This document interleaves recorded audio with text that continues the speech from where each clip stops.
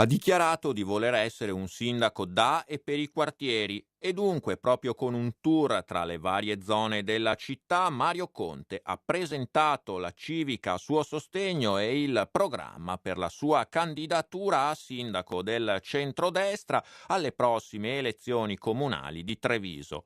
Eccone le priorità. Sicuramente avremo molta attenzione sui quartieri, sul sociale e sulla cultura. Anche il tema della sicurezza è uno di quei temi che sia centro storico che periferie ci hanno evidenziato. 7 tappe per altrettante parole chiave: Santa Maria del Rovere per il lavoro e la rivitalizzazione delle attività commerciali, via Pisa con il più celebre grattacielo cittadino, per il sociale dalla mamma car ai nonni vigili, l'aeroporto come simbolo dello sviluppo e del turismo, ma anche di un ufficio Europa per portare fondi comunitari all'amministrazione municipale e da mettere a disposizione delle associazioni per accedere ai bandi europei.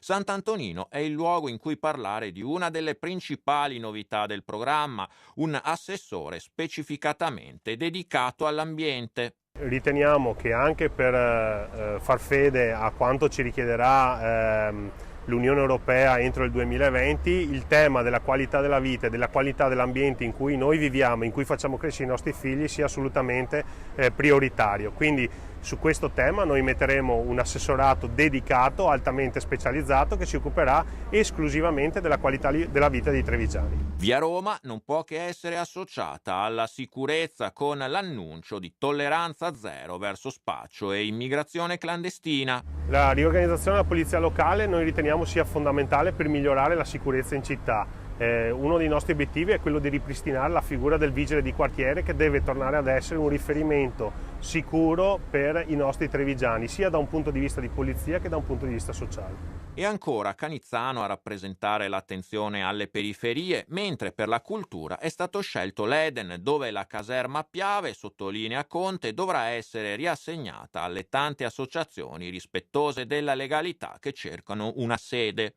E infine c'è la chiave della città, simbolo della campagna, la volontà, spiega l'aspirante sindaco, è riceverla dai cittadini per poi riconsegnarla loro.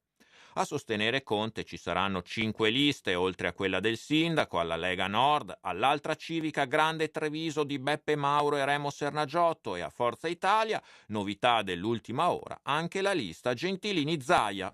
Molto soddisfatto della coalizione che è andata a completarsi, quindi stavamo facendo fino a ieri un ottimo lavoro tutti insieme. Con l'arrivo anche della lista Zaia Gentilini ci presentiamo ancora più forti. Posti in giunta per i gentiliniani? Conte prende tempo. Questo è prematuro, ripeto, noi ci siamo sempre posti l'obiettivo di vincere, poi chi farà cosa lo decideremo una volta ottenuta la vittoria.